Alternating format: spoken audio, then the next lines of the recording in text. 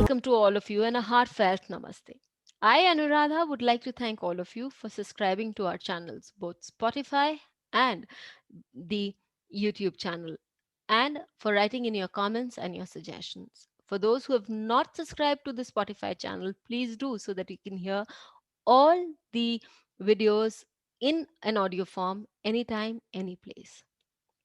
Today we're going to talk about the Revati Nakshatra, a very beautiful nakshatra which is at times understated, but as I see it, because Venus gets exalted in this nakshatra, this is the nakshatra of abundance. Venus is the planet we all know which gives wealth in all its beautiful forms. It gives name, fame, and glory also because it is the ruler of the seventh house of the natural zodiac.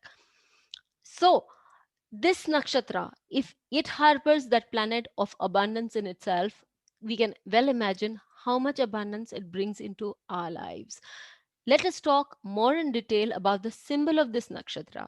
The symbol of this nakshatra, one of the symbols is a pair of fish. Yes, the symbol of the sign itself. So, we all know that the circle, because here when we see the fish, they're both in a uh, opposite to each other, trying to grab each other's tail. So they're kind of forming a circle, and this circle we all know has no ending and it has no beginning. So this anybody who moves into the circle, for them the starting point is that point itself. For us it is becomes very easy to start anything new when the moon transits through this nakshatra, even if you do not have any planet sitting in this nakshatra. And if you have any planet sitting in this nakshatra, then when you're going to the antar, pratyantar dasha, or the sukshma dasha of the planet also, that also gives you enough time to start something new in life. The second thing that we this nakshatra, the symbol of this nakshatra talks about is that it shows a spiritual scaling with material prosperity. The fish are in abundance in the riverside areas. People who live near the river trade in fish also, and the fish grows very, very quickly as compared to the other animal which are used for trade or which are used for food, or more so which are seen in the rivers. We know that the fish are more in number and they grow very fast. So yes, they bring in a lot of abundance in life, and they also bring in material prosperity in the coastal areas, especially near the people living near the riverbeds. Also, they feel that the more the fish in the pond, the more is your life going to be prosperous. So this is again the nakshatra where we see a lot of abundance, and we also see a creative influence. We should not forget the male and the female are required to produce a progeny and to abundantly grow and fill the entire area. So, yes, we see a male and a female fish out there trying to grow this area. So whenever there is a transit happening in this nakshatra, this is a time of prosperity. So whatever we do, whatever we grow, whatever we endeavor to learn, that grows in our life. This is a very beautiful thing that we can put into practice in our lives. This nakshatra is fertile. Yes, we know, as we have been discussing about the fish, we know that the fish grows very fast, it gives birth at a good rate. And this nakshatra also shows travel, because the fish is said to travel from one place to another number of times.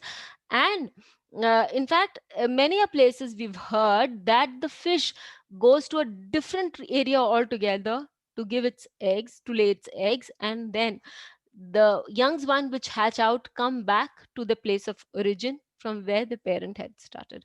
So this is something that we see, and people moving abroad or going abroad, people with planets here have a tendency to do a lot of travel.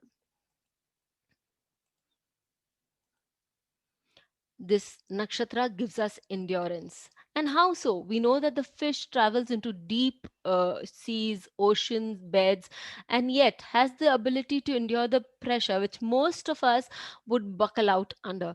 So, this nakshatra gives us the power of endurance. This nakshatra gives us a power to tolerate and to expand our horizon. So, this also gives rise to our spiritual levels. Let us take a few examples, move in that direction, and see how beautifully this nakshatra functions in our lives. One point that I would like to talk about in the end is about eternity. As I told you, people, that a planet here would be a good guide. It would give abundance. Jupiter here gives you abundant wisdom, and it's also in the eighth house as the fifth lord for Yogananda Paramahansa. Jupiter in the eighth house in Pisces and in Revati Nakshatra made him a guru of lot many people, and he was a guru par excellence. With the ninth lord, which talks about the Shastras, he talked about Shastras, or he gave people a very dedicated way of working through their meditation and growing in that area. As this is about also traveling, and eighth house is crossing of the oceans with difficulties, we know that in those times when Yogananda Paramahansa went abroad, it was not an easy travel, yet he traveled, crossed the seas, moved ahead, and got the Western world in contact with the idea, with the theory of meditation, something that there was very alien to them, and yet they prospered, they did good there. We come to the chart of Albert Einstein. Albert Einstein has an exalted Venus, a beauty of a planet, and sitting in his 10th house, which is also the lord of the fifth house of government organizations. It is also the lord of the fifth house of big organizations. And the 10th house with Sun and Saturn sitting there, there's no saying that yes, he had to move into government circles. Again, here, Venus is the lord of the 12th house. This 12th lord gave him name and fame in all directions. When we move to Jayalalitha's G's chart, is the same Lagna and the same Venus as the lord of the 5th house and the 10th house and the 12th house, sitting in the 12th house, giving her a high position in the government again. But we both know, if we compare these two charts, we would both know that though the position of Venus and Lagna is the same, in the sense they're both in the same nakshatra, Venus and for Jayalalitha ji and for Albert Einstein, it's both in the same nakshatra, and yet the Lagna is also the same, and yet their professions couldn't have been more different. So, how do we come to that? Well, let's have a good look at the pada of Venus in Albert Einstein's chart. In Albert Einstein's chart, it is in the third pada because it is in 24 degree 50 minutes. When we go to the chart of Jayalalitha, it is in 21 degree 51 minutes, making it go into the second pada in the Navamsh. Therein lies the difference. Because the second pada of Revati is likely to fall in the Makar Rashi or the sign of Capricorn, which we know is a hardcore Artha sign or a business, money oriented sign, making her work very strongly for the government for money and in being good in financial issues. Whereas for Albert Einstein, it moves into the third pada, this Venus, which relates to, in the Navamsha, the Aquarius sign, which is the sign of geniuses, which is also the sign of discoveries and inventions, and gels beautifully with the chart of Albert Einstein.